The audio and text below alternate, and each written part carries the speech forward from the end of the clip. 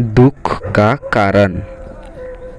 एक शहर में आलीशान और शानदार घर था। वह शहर का सबसे खूबसूरत घर माना जाता था। लोग उसे देखते और तारीफ किए बिना नहीं रह पाते। एक बार घर का मालिक किसी काम से कुछ दिनों के लिए शहर से बाहर चला गया था। कुछ दिनों जब बाद वापस लौटा तो देखा कि उसके मकान का धुआं उठ रहा है। करीब जाने पर उसे घर से आग लपेट उठी हुई दिखाई पड़ी। उसका खूबसूरत घर जल रहा था। वह तमाशबीनों की भीड़ जमा थी जो उस घर को जलने का तमाशा देख रही थी। अपने खूबसूरत घर को अपनी आंखों के सामने जलता हुए देख वह व्यक्ति चिंता में पड़ गया। उसे समझ नहीं आ रहा था कि अब वो क्या करे, कैसे अपने घर को जलने से बचाए। वह लोगों की मदद गुहार लगाने लगा कि कैसे भी तरह उसके घर को जलने से बचा लो। उसी समय उसका बड़ा बेटा वहां आया और बोला, पिताजी घबराए मत, सब ठीक हो जाएगा। इस बात पर कुछ नाराज होता हुआ पिता बोला, कैसे ना घबराओ, मेरा इतना खूबसूरत घर जल रहा है। बेटा ने उत्तर दिया, पिताजी माफ़ कीजिएगा, एक बात मैं आपको अब तक बता नहीं पाया था। कुछ दिनों पहले मुझसे घर के लिए एक बहुत बढ़िया खरीदार मिला था। उसने मेरे सामने मकान की कीमत 3 गुना रकम प्रस्ताव रखा।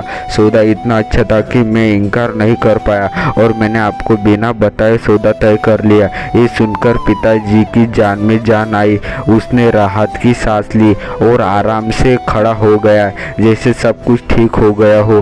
अब वह भी अन्य लोगों की तरह तमाशबीन बनकर घर को जलते हुए देखने लगा।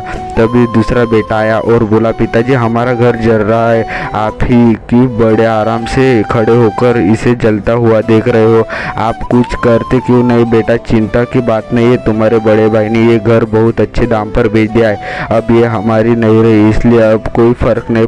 पिताजी, भैया ने सौदा तो कर दिया था लेकिन अब तक सौदा पक्का नहीं हुआ है, अभी हमें पैसे भी नहीं मिले हैं। अब बताइए इसे जलते हुए घर के लिए कौन पैसा देगा? यह सुनकर पिता फिर से चिंतित हो गया और सोचने लगा कि कैसे आग लपट कर काबू में पाया जाए। वह फिर से पास खड़े लोगों से मदद गुहार लगाने लगा।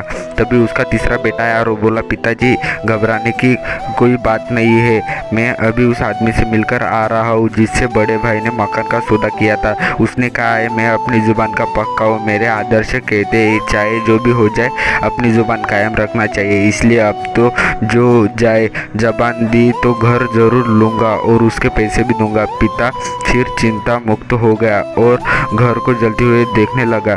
सीख मित्रों, एक ही परिस्थिति में व्यक्ति का व्यवहार भिन्न भिन्न हो सकता है और यह व्यवहार उसकी सोच के कारण होता है। हमारी स्टोरी कैसे लगी कमेंट में ज़रूर बताना। चैनल पे नए हो तो चैनल को सब्सक्राइब, वीडियो को लाइक और ज़्यादा से ज़्यादा शेयर करना मत भूलिएगा। मिलते जल्दी नेक्स्ट स्टोरी में, तब तक के लिए बाय।